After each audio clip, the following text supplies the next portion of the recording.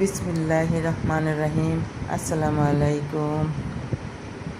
প্রথমে দিয়ে দিলাম তেল চুলার মধ্যে, কড়াইয়ের মধ্যে।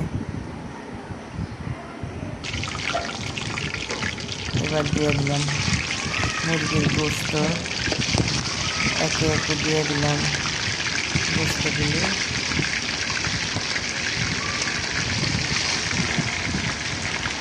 এবার ভাজাভাজি করে নিব।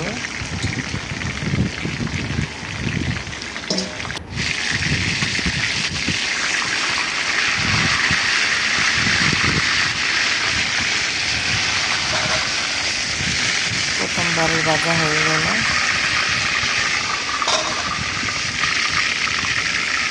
গোশত একটু লাল করে ভাজা নিলে ব্রয়লার একটু খাইতে ভালো হয়। ব্রয়লার মুরগি রোস্ট করলাম।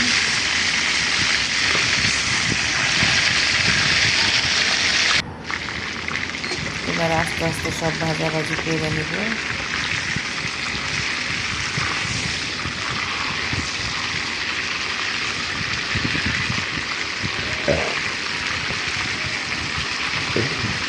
এদিনকে রান্নাটা দেখাইছি মানে একটু একটু করে।